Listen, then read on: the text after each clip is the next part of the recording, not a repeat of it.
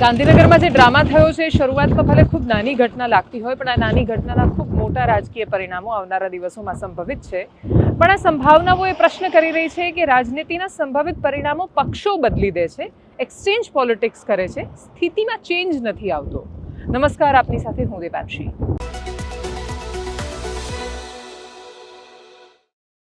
સ્થિતિમાં ચેન્જ સમજતા પહેલા સ્થિતિ સમજવી પડે હાલત એ છે કે વરસાદ શરૂ થતાની સાથે જ ગુજરાતના રસ્તા પોતાનું મોડેલ વિકાસનું મોડેલ છે અને ગુજરાત તે બહુ વિકસિત રાજ્યોની હરોળમાં ટોચ પર છે બધું ભૂલી ગયા અને એ સાવે સાવ એમને મેમરી લોસ થઈ ગઈ ને ગાયબ થઈ ગયા રસ્તા જ ગાયબ થઈ ગયા જે રસ્તા આ રાજ્યની ઓળખ મનાય એ રસ્તાની એટલી બધી ફરિયાદો આખા રાજ્યમાંથી સામે આવી કે મોરબીમાં લોકોએ કહ્યું વિસાવદરવાળી કરીશું ધારાસભ્યને દિલ પર લાગી આવ્યું કે યાર તમે વિસાવદરનું ઉદાહરણ મોરબીમાં આપો એ કેમનું ચાલે એમને દિલ પર એ પણ લાગવું જોઈતું હતું કે જે 3000 કરોડનો ટેક્સ ભરે છે એવા માણસોને જે હજારો કરોડના આસામી છે એવા લોકોને રસ્તા કેવા એમના ભાગમાં આવે છે પૂર્વ સાંસદનું કાર્યાલય મોરબીમાં છે એની બહાર ગટરો ઉભરાતી હોય કિલોમીટર સુધી ખરાબ હાલત હોય ચિત્રકૂટ સોસાયટી જ્યાંથી ભારતીય જનતા પાર્ટીનો ઉદય થયો એનો ગઢ છે એવું મનાય ત્યાંના લોકોએ બહાર આવીને બૂમો પાડીને કે હવે વિસાવદરવાળી કરીશું જ્યાં સુધી તમારો રાજનૈતિક પગ ન મૂકે એ કુંડાળામાં ત્યાં સુધી તો તમને ફરક જ નથી પડતો ત્યાં સુધી શું કાંતિભાઈ અમૃતિયાને કોઈને પણ ફરક પડ્યો હતો મોરબીમાં મહાનગરપાલિકા હતી એને સુપરસીડ કરવામાં આવી નગરપાલિકા હતી સુપરસીડ કરાઈ અને પછી રિવોર્ડ આપ્યો એ મહાનગરપાલિકા આપી પણ નળ ગટર રસ્તાના ઠેકાણા નથી અધિકારીઓએ તાબડતોડ મિટિંગ બોલાવી કોઈ નીચે ગ્રાઉન્ડ પર જઈ શકે એમ નહોતું કેમ કે જાય તો પબ્લિક હાથમાં મારવા લે એ પ્રકારની હાલત હતી એટલો બધો આક્રોશ હતો લોકોનો તો પછી તાત્કાલિક રસ્તા એનું રિપેરિંગ સમારકામ બધું કરી દેવામાં આવ્યું અને ટેમ્પરરી બધું જ સુધારી દીધું જેથી લોકોનો રોષ શાંત થાય પણ લોકોનો ગુસ્સો શાંત કરવા માટે થતા કામો કામ કરવા માટે કેમ નથી થતા ગાંધીનગરમાં કાંતિભાઈ અમૃતિયા પહોંચ્યા આખા ગામને ખબર હતી કે આ માત્ર નરે નાટક સિવાય કશું નથી થવાનું કાંતિભાઈએ સ્લોગન આપ્યું હતું કે કરીને બતાવે એ કાનાભાઈ પણ શું કરીને બતાવે રસ્તા કરીને બતાવે એ કાનાભાઈ ગટરની વ્યવસ્થા સુધરી જાય એ કાનાભાઈ મોરબીએ ખરેખર ઇતિહાસમાં એનું જે સ્થાન હતું રાજાશાહી વખતે એની ઓળખ હતી એ ફરીથી પુનઃ પ્રસ્થાપિત થાય એ કરીને બતાવે એ કાનાભાઈ કેન્દ્ર સરકારની રાજ્ય સરકારની યોજનાઓ મોરબીમાં લાગુ થાય અને મોરબી એક આદર્શ વિધાનસભા બને એ કરીને બતાવે એ કાનાભાઈ ના એ કશું જ નહીં વટ સાચવીને બતાવે એ કાનાભાઈ અને એટલા માટે ગયા એ પહોંચ્યા અને પહોંચતાની સાથે એમની ઓડિયો ક્લિપ વાયરલ થઈ ગઈ જેમાં એ પોતે જ કહેતા હતા કે રાજીનામું આપવાનું નથી આ તો ખાલી વટનો સવાલ છે પત્રકારોએ ખૂબ બધા પ્રશ્નો કર્યા સ્વાભાવિક હતું કે ખૂબ અકળાયા આમ આદમી પાર્ટીને પણ સવાલ કર્યો ગોપાલ ઇટાલિયા બેલેન્સ બતાવવા માટે તમે એવું કહી શકો કે ગોપાલ ઇટાલિયા પણ વિસાવદરમાં શું કરી રહ્યા છે વગેરે વગેરે હકીકત એ છે કે ચેલેન્જની શરૂઆત અને મૂળ પ્રશ્નની શરૂઆત મોરબીથી થઈ છે જવાબ પણ ત્યાંથી ત્યાંના ધારાસભ્ય પાસેથી જ મળવો જોઈએ સાંભળીએ પ્રતિક્રિયાઓ એમાં શું છે હવે એક રોડનું એગ્રીમેન્ટ કરવાનું છે 12 કરોડ રૂપિયાનું કામ આપણે દઈ દીધું અને વરામાં પૂરું કરવાનું એમાં લાઇટનું અલગ કરીને અંદર કરવાનું એમાં શું છે કાંતિભાઈ તમારો જસ ઈ લઈ જાય ને એટલે મારે બનાવવું પડ્યું ના ભલે હું તમને ચોખવટ કરી લઉં હા બરાબર હું હે ને કાલે જઈશ ગાંધીનગર બરાબર વટ માટે જવું રાજીનામું દેવા નથી વટ માટે સવાલ જ નથી ને એટલે તમારે જેટલા થાય એટલે આવવાનું છે ચૂંટણી નથી આવવાની પણ આવવાનું છે કાંતિભાઈ અમે તમારી હારે કારી રાતે ફોન કરો અત્યારે તમે આ માહોલમાં અમને હારે ન લ્યો અમે તમારી હારે જ છીએ મેં બીજાને મોકલજો અને આજે મકરસંક્રાંતિ વીડીમાં આવે 4 ઈ તો પણ હું રાહ જોઈ શપથ ઈ અહીંયા આવે એમ કે 2 કલાક શપથ લઈ લીધું તોય બે જાય નહીં બે શપથ લઈ લે પછી જો ભૂખો બેવ હા તોય શપથ લેવા આવે શપથ લીધા પછી એના કાર્યકર્તા આવે તોય હું અહીંયા 3 કલાક આમને બે ખાધા પીધા વિના પછી મોરબીમાં ગોપાલ લાવ્યા એના કાર્યકર્તા કાંતિભાઈ એ એવું કે છે કે ભાઈ રાજીનામું આપવાની મારી વાત નહોતી થઈ એ આપે હું ત્યાં ચૂંટણી લડું ના એ બોલ્યા એને એ એવું કે છે અમે મોરો બોલ્યા હતા પણ મોરો ખરો પણ રાજીનામું આપ્યા વગર એમને મોરો ન થાય ને મોરો એમને ન થાય ને બે હારે રાજીનામું દીધું થાય ચૂંટણી બંધ થોડી ચૂંટણી આપે તો તમારે કેવો મોરે એક સવાલ કાંતિભાઈ એક સવાલ એ છે કે તમારા મોરામાં જે લોકો લાઈનમાં લાગીને તમને જીતાડવા માટે ઉભા રહ્યા મતદાર એમને ફરીવાર તમારે લાઈનમાં રાખે મતદારોનો ઉમંગ છે ફરીવાર પૈસાનું શું પડે બધા ચૂંટણીમાં લાગે કઈ એ બધું છે તમે 2 કરોડ આપવાની જે વાત કરી હતી એ ચૂંટણીનો ખર્ચ પણ આરે ઉપાડશો અરે મારો ચૂંટણીનો ખર્ચ હું કરતો જ નથી મારા મતદારો કરે સાંભળો પેલા હું તમને કહું હું આ 7 ચૂંટણી લડ્યો હું કોઈ ફંડ નથી લેતો એની મેરે ખર્ચો કરે કાર્યકર્તા જેની શક્તિ હોય એની મેરાએ મત દઈએ. હું કોઈ પાર્ટીમાંથી ફંડ નથી લેતો ને કાંઈ ખર્ચ નથી કરતો. મોરબીનું મને મોરબી જિલ્લાના મતદારો ઉપર ગૌરવ છે. ગઈ ખેલે બ્રિજની ઘટના બની હતી ત્યાં હું બોલ્યો હતો કે એને ન્યાય મળશે. 21 લાખ રૂપિયા તમામને દેવરાવ્યા. 21 મા બાપ વિના એને 46 લાખ રૂપિયા દેવરાવ્યા. ત્યાં પણ હું જીબાન બોલ્યો હતો કે પૂરેપૂરા એને ન્યાય મળે. કાંતિભાઈ 2 કરોડ તમે વિકાસમાં લગાવી દેતા ત્યાં. એ તો લગાડતા છે ને વિકાસ. હું સેવામાં જાજા લગાડું બેન, જાજા લગાડું બેન. મારા ભાઈ છે ને એથી જાજા સેવામાં કરી નાખ્યા. કાંતિભાઈ તમે ચૂંટણીમાં જે 2 કરોડનો વિષય હતો એ વિષય નથી. એ રાજીનામું આપવાનું. હવે આ 2 કરોડ હું તમને સાચી વાત કરું. અમારા કાર્યકર્તાના જોરે મારા જોરે ચૂંટણી આવે ને એટલે મત ઉપર શરત કરે અને સાફ કરી નાખે કે ને કોંગ્રેસને નામ પાડી દઈને આર્થિક રીતે તો વાપરે નહીં મારા કાર્યકર્તા. આ સાફ કરી નાખે. પૈસા દેવાનું તેવડ ન હોય, મતે પૈસાની શરત કરે. જો કાંતિભાઈ ગોપાલ ઇટાલિયા શું કોઈ આવે ત્યારનો વિષય હતો મારો. ત્યારે આવું બંને ધારાસભ્યો આવે તે વિધાનસભા અધ્યક્ષના નાતે શું લોકોનું કામ કરવું જોઈએ. અને મોરબીના મતદારોએ ગોપાલભાઈને કહ્યું અમને આવી રીતે અમે રજૂઆત કરવા ગયા તો અમને ઉલટાના ધારાસભ્ય ચેલેન્જ આપે છે. તો તમે આ ચેલેન્જ સ્વીકારો કે જો કાંતિભાઈ રાજીનામું આપશે તો ગોપાલભાઈ મોરબીથી લડીને જીતીને બતાવશે. વાત આટલી હતી. બીજા દિવસ કાંતિભાઈને ખબર પડી કે સાલું ચેલેન્જ સ્વીકારાઈ ગઈ છે. તો કાંતિભાઈએ બીજા દિવસ નવા નાટકની શરૂઆત કરી. નવા નાટકમાં એક લાઈન બીજી ઉમેરી કે ગોપાલ ઇટાલિયા ત્યાંથી વિસાવદરથી રાજીનામું આપે, હું મોરબીથી આપું, જે વાત જ નહોતી. તો બીજા દિવસ સમજી વિચારી આ નિવેદન બદલવામાં આવ્યું. હું તો એ કહું છું તમામ મીડિયા મિત્રોને કે આગલા દિવસનું નિવેદન અને બીજા દિવસની ચેલેન્જ આ બંનેમાં શું તફાવત છે? બંને ચેલેન્જ કાંતિ અમૃતિયાએ આપી. આગલા દિવસની ચેલેન્જ હતી એમાં કોઈ ફૂદડી નહોતી, તેમ છતાંય બીજા દિવસની ચેલેન્જમાં કેમ ફેરફાર થયો? હું પૂછું છું જમાવટના માધ્યમથી, કાંતિભાઈએ રાત્રે કઈ નશો દારૂ નો કરી લીધેલો હતો કે શું? કેમ આગલા દિવસની ચેલેન્જ અલગ હતી બીજા દિવસની ચેલેન્જ અલગ હતી?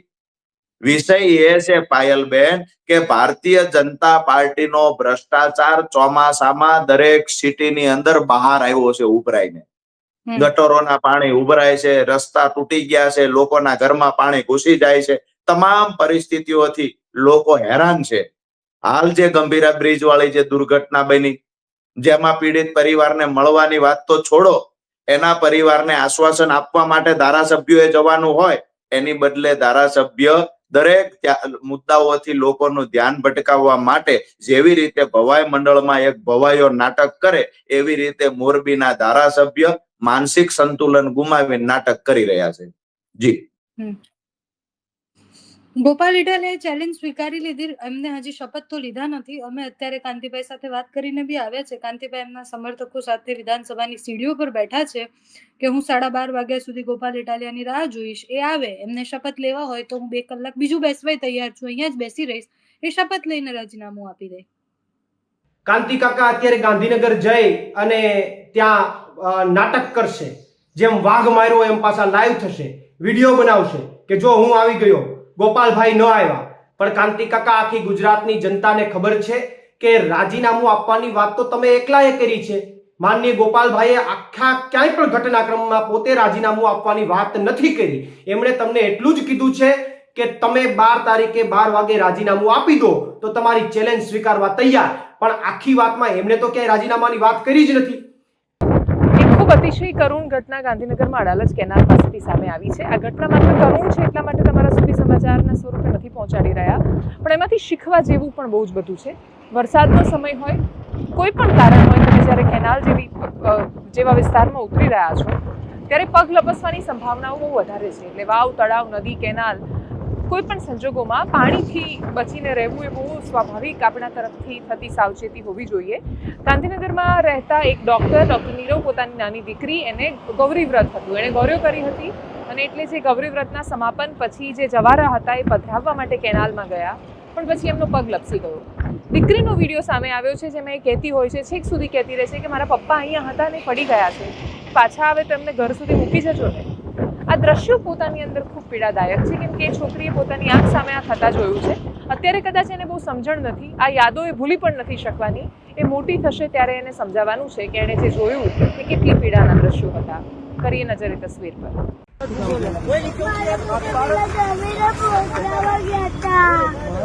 શું બધા ગયા? મારા પપ્પા પેલા જમીન પધરાવા ગયા હતા અને અંદર જતા રહ્યા. રિક્ષા લઈને આવેલા તમે? પપ્પા ફોન અંદર છે. તો ગાડીમાં ચાવી દેખ દે શૈલેષ. મને નહીં ખબર મારા પપ્પા. બેટા બેટા અહીં બીજા, હા બીજા મારા પપ્પા અંકલ. રિક્ષામાં જા, રિક્ષામાં જા. ગભરાઈ છે પપ્પા પડી ગયા. ગયા. હા બેટા કઈ વાંધો નહીં, પપ્પા આવ્યો. અંકલ તમને વાવલનું એડ્રેસ ખબર હા છે? ખબર છે. મને મૂકી જાવ ને હું ઘેર. મૂકી બેટા, તને મૂકી ચિંતા હો બેટા. મારા પપ્પા ડાવડ તો મને વાવલ મૂકી ના જાવ. ના પપ્પા આવીએ છે, આવીએ છે પપ્પા. અને છેલ્લે વાત ગુજરાતની એક એવી સહકારી સંસ્થાની જે વધુ ફરી એકવાર ચર્ચામાં આવી છે. વાત સાબર ડેરીની છે. સાબર ડેરીમાં આની પહેલા બાયડના ધારાસભ્ય અપક્ષમાંથી ચૂંટાઈને આવેલા અને પછી ભાજપને જેમણે સમર્થન આપ્યું છે એવા ધવલસિંહ ઝાલા તો વાયો ચડાવીને લડી રહ્યા છે. પણ એના પછી ત્યાંથી જે વિવાદો સામે આવ્યા એણે ખૂબ ઉગ્ર અને વરવું સ્વરૂપ ધારણ કર્યું. આપણે ત્યાં વિરોધનો મતલબ એ છે કે સરકારી સંપત્તિ અને સરકારી માણસોને નુકસાન પહોંચાડવું. આપણે ત્યાં વિરોધનો મતલબ કન્સ્ટ્રક્ટિવ ક્રિટિસિઝમના પોલિટિશિયન માટે છે, ના સામાન્ય માણસો માટે છે. વિરોધ કરવા માટે ગયા, પોલીસની સાથે ઘર્ષણ થયું, પથ્થરમારું કરવામાં આવ્યું. અમદાવાદ ઉદયપુર હાઈવે છે એ ચક્કાજામ કરી દેવામાં આવ્યો અને પછી ત્યાંથી મારામારીના પથ્થર ફેંક્યા તો લોકોના માથા ફૂટ્યા. એ પ્રકારની તસવીરો સામે આવી. તસવીરો આક્રોશની પણ હતી, સંઘર્ષની પણ હતી. કરીએ એના પર નજર.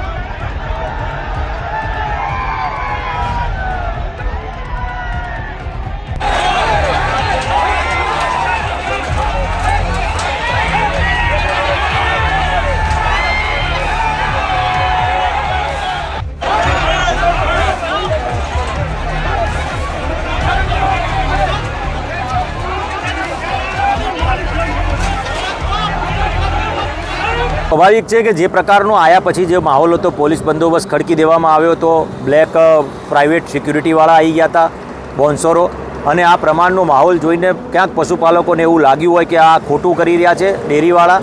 પરંતુ ક્યાંક ને ક્યાંક એમાંથી ઘણા બધા લોકોએ હાઈવે બંધ કરવાનો પ્રયત્ન કર્યો. પોલીસ તંત્રએ પોતાના બચાવ માટે કે સાબર ડેરીને કંઈ નુકસાન ના થાય, કે કોઈ પોલીસવાળા ઉપર કોઈએ હુમલો ના કર્યો, એના અનુસંધાને 40 જેટલા ટીયર ગેસો પણ છોડ્યા. માત્ર વાત એટલી જ છે કે પશુપાલકોને ભાવ વધારો મળવો જોઈએ. આ શરૂઆત પશુપાલકોએ કરી છે. આ પશુપાલકો સ્વયંભૂ બહાર આવ્યા હતા. મેં અગાઉ પણ મારા વિડીયોમાં એમ કીધું હતું કે ભાઈ શાંતિ જાળવજો, સંયમતાથી આપણે રજૂઆત કરવાની છે, નહીં કે કોઈ ઉગ્રતાથી.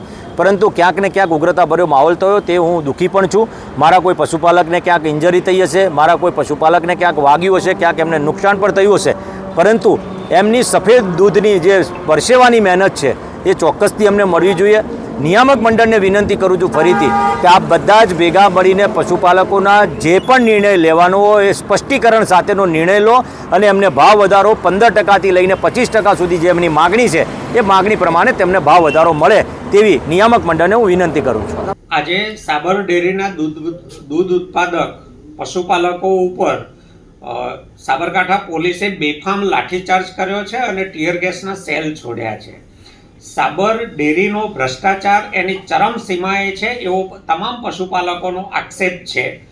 એમને જે દૂધનો ભાવ વધારો મળવો જોઈએ એ ખૂબ મોડા સમય પછી હમણાં જાહેર કર્યો, એ પણ 9%, જે પશુપાલકોને મંજૂર નથી.